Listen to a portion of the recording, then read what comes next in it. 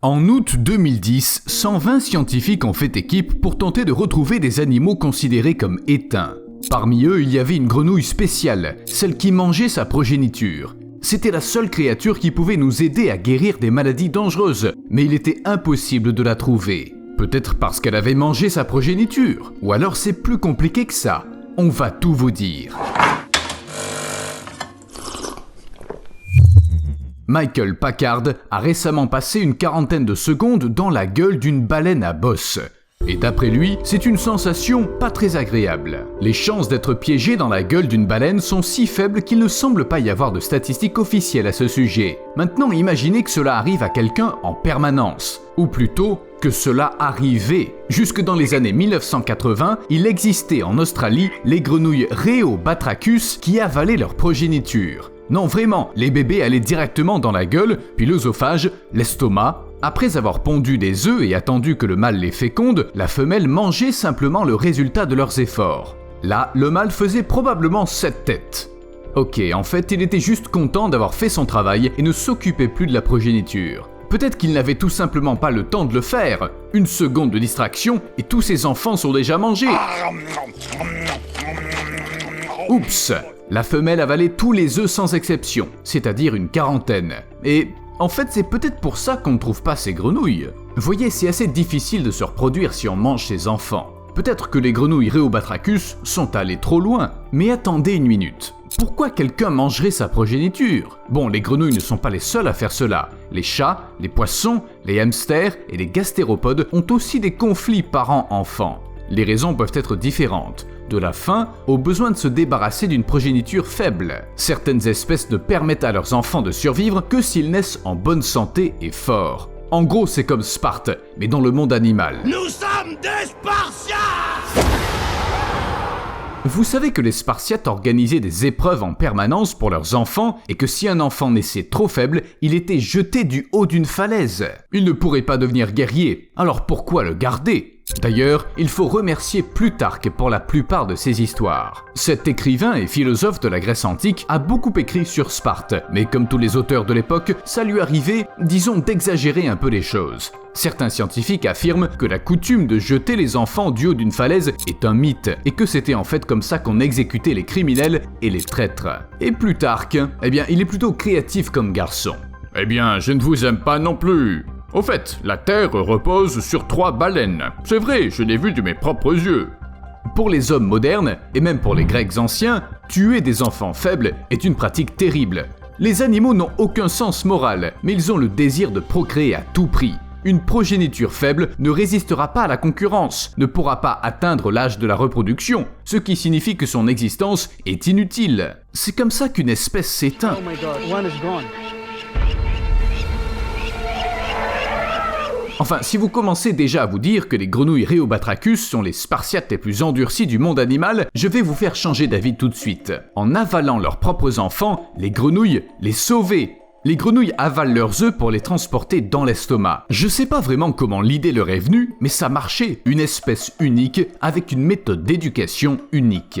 D'une certaine façon, ce mécanisme de défense s'est avéré dangereux pour les grenouilles. Rappelez-vous-en. Vous comprendrez ce que je veux dire un peu plus tard. En attendant, pourquoi les œufs ne se dissolvaient pas dans le suc gastrique? Je ne sais pas de combien d'acide chlorhydrique les grenouilles disposent dans l'estomac, mais ce n'est guère un environnement sain pour les futures grenouilles. Oui, la femelle le savait trop bien. C'est pourquoi sur 40 œufs avalés, seule une vingtaine survivaient. Le reste apparemment tombait en premier dans l'estomac et se dissolvait. C'est alors qu'un étrange mécanisme créé par l'évolution entrait en jeu. Grâce à la coquille de l'œuf qui contient des prostaglandines, la production d'acide chlorhydrique s'arrêtait jusqu'à l'éclosion des têtards. Il sécrétait également des prostaglandines sous forme de mucus, de sorte que la digestion n'était pas activée.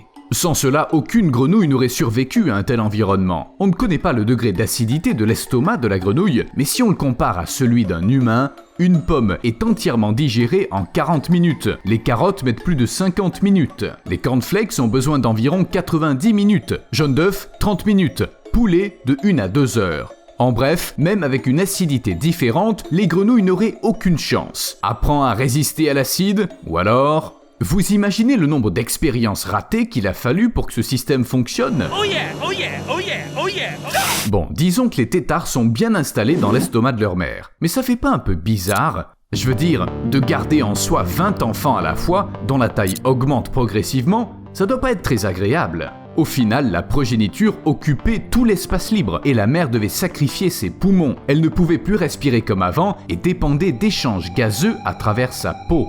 Et pour l'accouchement, quand les bébés sont dans l'estomac, c'est assez difficile de le faire de manière traditionnelle. Donc, 6 à 7 semaines plus tard, la mère recrachait simplement sa progéniture adulte.